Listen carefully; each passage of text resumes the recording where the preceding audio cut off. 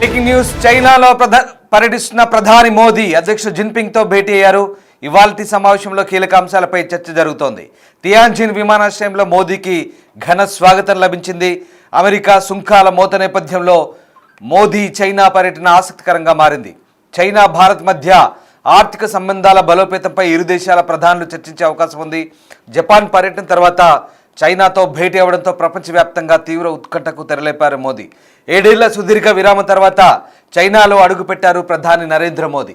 Shanghai సహకార సంస్థ వార్షిక శిఖరాగ్ర సదస్సులో పాల్గొన్న తర్వాత జిన్పింగ్తో భేటీ కానున్నారు మోదీ.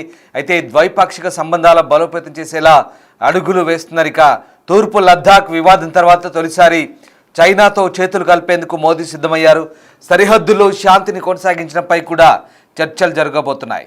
వాణిజ్య ఒప్పందాలు, సరిహద్దు తగాదాలపై స్పష్టమైన నిర్ణయం తీసుకోనున్నట్లుగా తెలుస్తోంది. ఇప్పటికే జపాన్ పర్యటన ముగించుకున్నారు మోదీ. జపాన్ టూర్పై ట్విట్టర్ వేదికగా పోస్ట్ పెట్టారు. ఇండియాకు ప్రయోజనం చేకూరేలా తన జపాన్ పర్యటన సాగిందంటూ ఎక్స్ ఖాతాలో పేర్కొన్నారు మోదీ. బుల్లెట్ రైల్లో ప్రయాణించి అందులోని సౌకర్యాలు పరిశీలించారు ప్రధాని. చైనా, జపాన్, రష్యాలతో భారత్ చేతులు కలపడంపై ట్రంప్ ఎలా స్పందిస్తారన్న దానిపై కూడా ప్రపంచవ్యాప్తంగా ఉత్కంఠ నెలకొంది. టారిఫ్లపై ఏదైనా కీలక ప్రకటన చేస్తారన్న దానిపై కూడా చర్చ జరుగుతుంది. మొత్తం మీద ప్రధాని మోదీ చైనా పర్యటన ఇప్పుడు అత్యంత కీలకంగా మారింది. దాదాపు 7 ఏళ్ల తర్వాత ప్రధాని నరేంద్ర మోదీ చైనాలో పర్యటిస్తున్నారు. తియాన్జిన్లో జరగనున్న షాంఘై సహకార సంస్థ వార్షిక శిఖరాగ్ర సదస్సులో పాల్గొనున్నారు.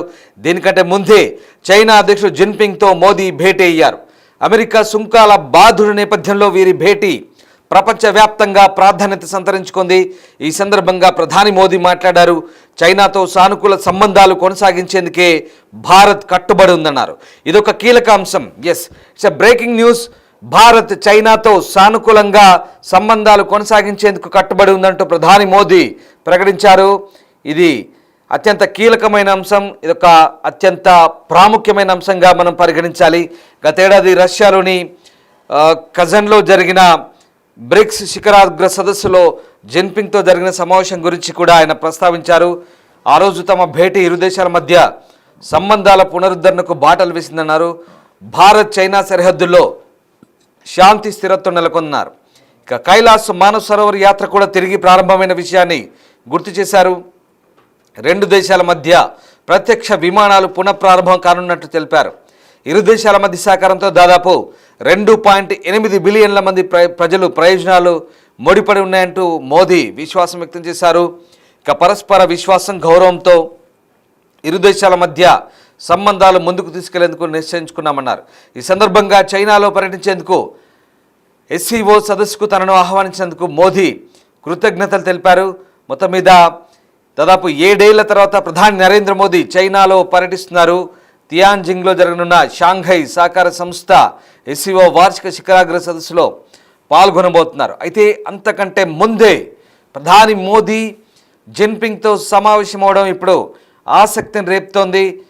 ఇక చైనా అధ్యక్షుడు జిన్పింగ్తో మోదీ భేటీ అయ్యారు. ఇటు అమెరికా భారీ సుంకాల నేపథ్యంలో ఇరు దేశాల మధ్యనున్న విభేదాలను పక్కన పెట్టి 2 ఆసియా దేశాలు, పొరుగు దేశాలు దగ్గరయ్యేందుకు ప్రయత్నిస్తున్న వేళ ఈ భేటీకి అత్యంత ప్రాధాన్యం సంతరించుకుంది. 2020లో గల్వాన్ లోయలో చోటు చేసుకున్న ఘర్షణల తర్వాత భారత్ చైనా సంబంధాలు మళ్ళీ సాధారణ స్థితికి రావడానికి ఈ భేటీ తోడ్పడుతుందని నిపుణులు అంటున్నారు. రష్యా నుంచి చమురు కొనుగోళ్లపై ట్రంప్ విధించిన సుంకాల కారణంగా ఇరు దేశాలు ఒత్తిడికి గురవుతున్న సమయంలో ఈ సమావేశం మరింత ప్రాధాన్యత సంతరించుకుంది. ప్రధాని మోదీ, అధ్యక్షుడు జిన్పింగ్ మధ్య జరిగిన చర్చల్లో ఇరు దేశాల సంబంధాలను ఏ రకంగా మెరుగుపరుచుకోవాలనే అంశంపై కూడా చర్చ జరిగినట్టుగా తెలుస్తుంది.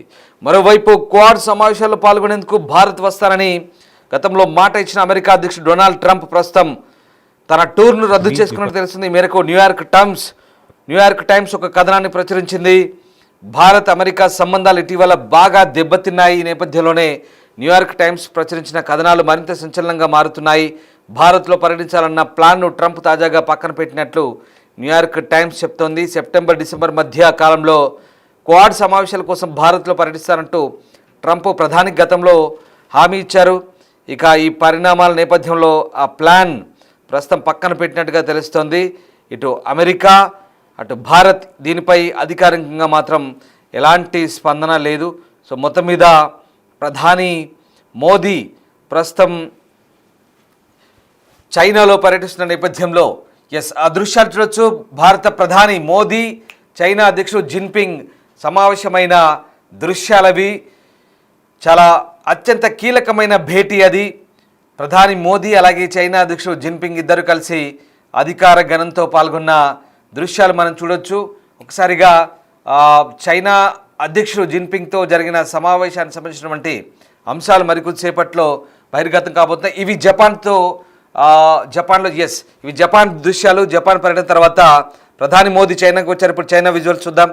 చైనాలో ప్రధాని మోదీ ఇది జపాన్లో బుల్లెట్ రైల్లో ప్రయాణించినప్పుడు విజువల్స్. ఇదిగో ఇక్కడ ఇది ఇవి చైనా అధ్యక్షుడు జిన్పింగ్తో సమావేశమైన దృశ్యాలు. ఈ దృశ్యాల కోసమే చాలామంది ప్రపంచ నేతలంతా కూడా ఎదురు చూస్తున్నారు ఆసక్తిగా. ఇదిగో ఇవే ఆ దృశ్యాలు. Big breaking news. చైనా ప్రధానితో మన ప్రధాని మోదీ భేటీ అయ్యారు. దాదాపు 7 ఏళ్ల తర్వాత ప్రధాని మోదీ కీలక అధికారులతో మంత్రులతో చైనా ప్రధానితో భేటీ అవడం ఇప్పుడు అత్యంత ప్రాధాన్యత సంతరించుకుంది. 2 ఆసియా దేశాలు, ప్రపంచంలోనే ఎదుగుతున్న 2 ఆర్థిక వ్యవస్థలు. ఇదిగో ఈ దృశ్యమే ఇప్పుడు అమెరికాకు టెన్షన్ పుట్టిస్తోంది. ఈ దృశ్యాలే ఇప్పుడు అమెరికాను షేక్ చేస్తున్నాయి. అమెరికా అధ్యక్షుని కూడా ఒక రకమైనటువంటి టెన్షన్కు గురి చేస్తున్న పరిస్థితి. చైనా భారత్ ఒకటైతే ఏంటని, తమ పరిస్థితి ఏంటని అమెరికా భావిస్తోంది.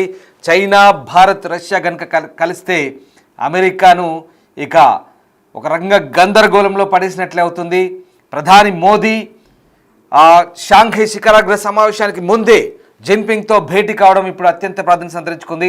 అంతేకాదు మరొక కీలక అంశం, ప్రధాని మోదీ చాలా క్లియర్గా స్పష్టం చేశారు. చైనాతో భారత్ సత్సంబంధాలకు రెడీగా ఉందంటూ కీలక ప్రకటన చేశాడు. ఇది ఒక బిగ్ బ్రేకింగ్ న్యూస్ అని చెప్పాలి. దీంతో ఒక్కసారిగా ప్రపంచ దేశాలన్నీ కూడా ఆసక్తిగా గమనిస్తున్నాయి. ముఖ్యంగా సరిహద్దు సమస్యలను పరిష్కరించుకోవాలి, అలాగే భారత్ చైనా మధ్య వాణిజ్య సంబంధాలు కూడా మెరుగుపరుచుకోవాలి, అలాగే చాలా రోజులుగా ఉన్నటువంటి సంబంధాలను మెరుగుపరుచుకోవాలని ఈ 2 ఆసియా దేశాలు దగ్గర అవడానికి ప్రయత్నిస్తున్న నేపథ్యంలో అటు అమెరికా అధ్యక్షుడు ట్రంప్ మాత్రం ఒక్కసారిగా టెన్షన్కు గురవుతున్నారు. క్వాడ్ సమావేశాల్లో పాల్గొనాల్సిన ట్రంప్ కూడా భారత్ పర్యటన రద్దు చేసుకుంటున్నట్టుగా న్యూయార్క్ టైమ్స్ లాంటి కథనాలు వెలువడుతున్నాయి.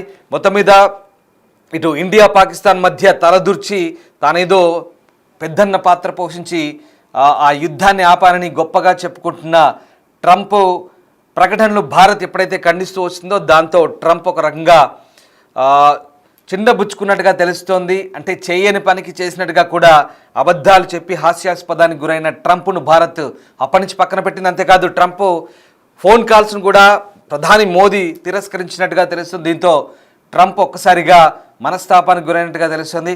సో మొత్తం మీద ఇటు భారత్ చైనా కూడా రష్యా ఈ 3 దేశాలు దగ్గరవుతుండడంతో ఒకసారిగా ట్రంప్ భారత్పై సుంకాలు విధించడం ఇవన్నీ కూడా భారత్ కూడా ఆగ్రహం తెప్పించాయి. ఒక రకంగా భారత్ లాంటి మిత్ర దేశాన్ని ట్రంప్ దూరం చేసుకుంటున్నారంటూ అమెరికా స్థానికంగా ఉండే డెమోక్రాట్ నేతలు కూడా విమర్శలు గుప్పిస్తున్న నేపథ్యంలో ఇప్పుడు అమెరికా అధ్యక్షుడు నోబెల్ కళ కూడా చెదిరింది. ఎందుకంటే భారత్ పదే పదే తూర్పారబడుతుంది, నీవు పాకిస్తాన్తో మాకు ఎలాంటి ఒప్పందాల్లో ట్రంప్ తలదూర్చలేదు, ట్రంప్కు ఇది సంబంధం లేదంటూ భారత్ కరాఖండిగా చెప్పిన నేపథ్యంలో అప్పటి నుంచి ట్రంప్కు ఒక రకమైన అక్కసు, ఒక రకమైనటువంటి ద్వేషం భారత్పై కలుగుతుంది. అందుకే వ్యక్తిగత కక్షతోనే భారత్పై ట్రంప్ టారిఫ్లు విధించారనే చర్చ బాహాటంగానే జరుగుతుంది. అమెరికన్లు కూడా అదే వాదిస్తున్నారు. దీంతో ఒకసారిగా ఇప్పుడు తాజాగా ట్రంప్ చైనాతో సమావేశమవడం, మోదీ చైనాతో సమావేశమవడం ఒకసారిగా ప్రాధాన్యత సంతరించుకుంది. రైట్, ఒకసారి చైనా అధ్యక్షుడితో సమావేశం సందర్భంగా భారత ప్రధాని మోదీ మాట్లాడారో, ఏం మాట్లాడారో ఒకసారి చూద్దాం.